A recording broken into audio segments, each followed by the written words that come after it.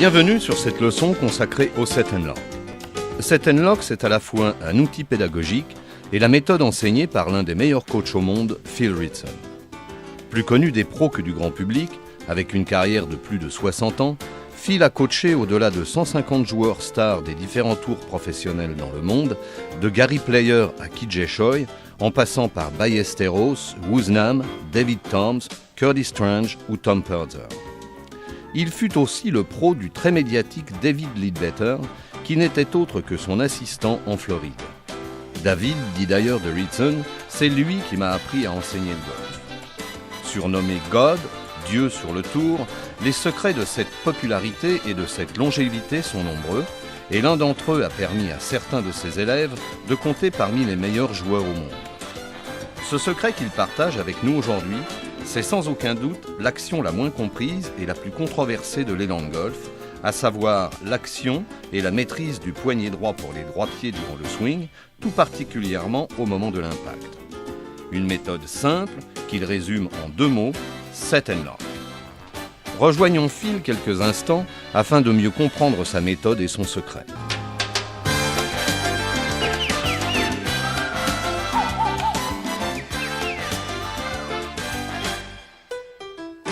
The right wrist angle. This is very important indeed. It's one of my true secrets, I believe, in teaching golf, and that is the way I control my right wrist throughout the whole swing.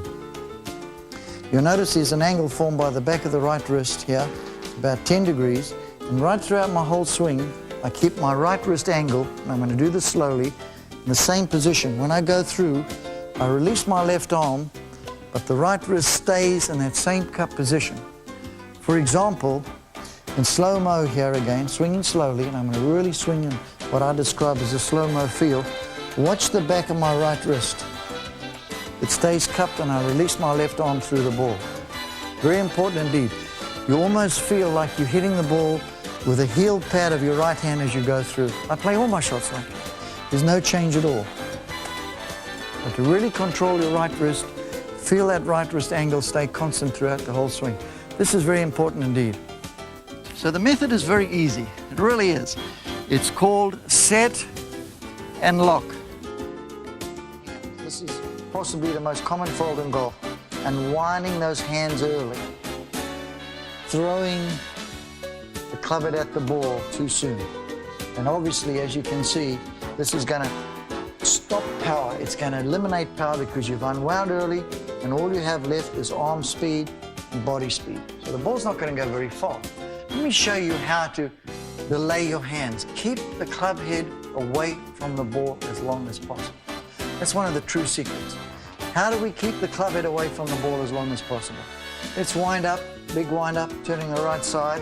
And the feeling is, when you start your downward swing, you point the handle of the club to the ball as long as possible.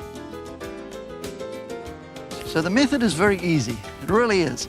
It's called set and lock. Watch the back of my right wrist. It stays cupped and I release my left arm through the ball. Very important indeed. You almost feel like you're hitting the ball with the heel pad of your right hand as you go through. I play all my shots like that. There's no change at all. Set and lock. You'll notice when I come through in slow motion here, as I go through, I'll lock the back of my right wrist. Real trick in the shot. It's the feeling of not allowing the fingers of the right hand to pass the heel pad. So as you go through, please lead with the left hand, pull down with that left hand and left arm, and lock that right wrist. So the method is very easy. It really is. It's called set and lock. Please remember, the feeling is to set the wrist and lock. And you'll notice I don't stand there trying to get the ball out, which is a very common fault. This is why if you set and lock, it'll eliminate the tendency to want to pick the ball out of the sand. Let the club head work for you. Very important indeed.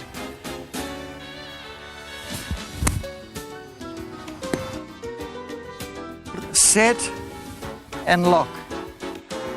The secret of spinning this ball is the back of my right wrist. The idea here is the dagger, is the delay. There again, you get a late hit, and notice how when I hit this ball, the fingers of my right hand never pass the heel pad. In slow motion, as I go through here, I rotate my left forearm, but the fingers have never passed the heel pad. I don't flick it at all. I lock the back of my right wrist. This is very important indeed. So please remember, when you swing, lock the back of your right wrist and release with the left arm. I want you to watch the back of my right wrist, how late I am and how fast my hips clear.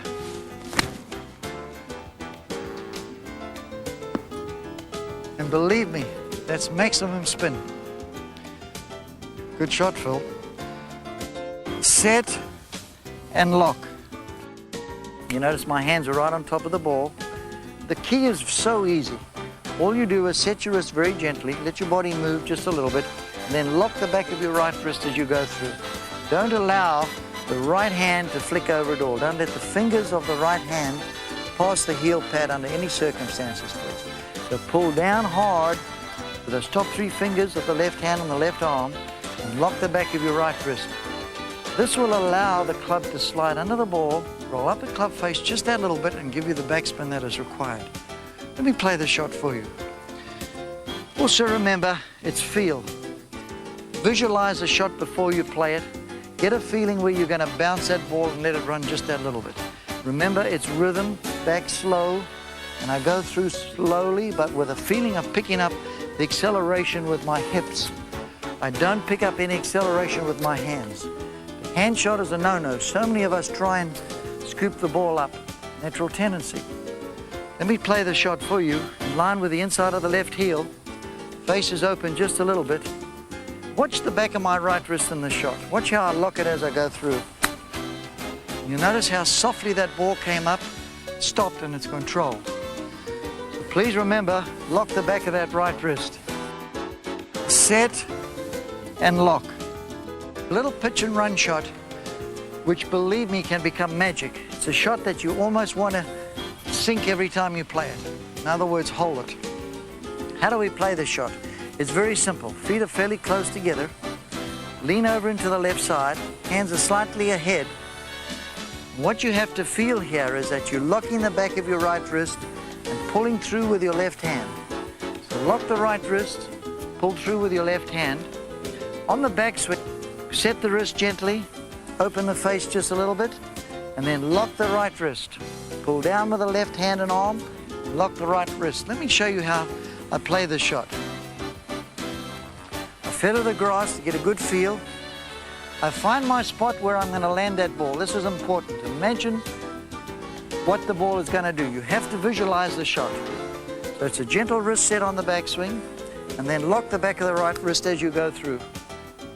And believe me, with this method, you've got a chance of sinking them every time.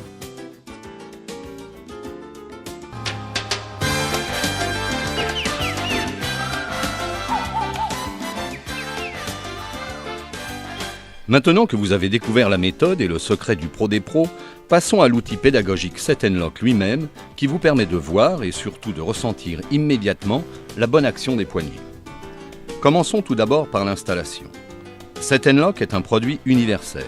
Il convient donc autant aux droitiers qu'aux gauchers. Dans son utilisation principale pour les droitiers, il s'installe sur l'avant-bras droit et sur le gauche pour les gauchers. Sans entrer immédiatement dans les détails, nous verrons au cours de cette vidéo qu'il y a d'autres applications possibles. Donc une fois l'avant-bras droit passé dans les boucles, assurez-vous de placer l'angle du Set and Lock juste sur la pliure du poignet. Ceci est très important. Si vous cassez le poignet droit, le dos de la main droite doit reposer facilement sur la palette. Attention, cette action ne correspond pas à l'armement des poignets durant le swing. Il s'agit simplement pour l'instant de bien installer le Set and Lock. Lorsque le Set and Lock est correctement placé, prenez un club, prenez votre grip et mettez-vous à l'adresse. Si votre grip est neutre, vous devriez instantanément remarquer que le dos de votre main droite est éloigné de la palette du Set and Lock. En effet, lorsque vous grippez, un angle d'environ 10 degrés se forme naturellement à l'arrière de vos poignets. La différence d'angle entre l'arrière de votre poignet droit et la palette du Set and Lock correspond à l'armement de vos poignets lors de l'élan. Matérialisons un peu plus cet armement de façon à mieux comprendre l'action des poignets.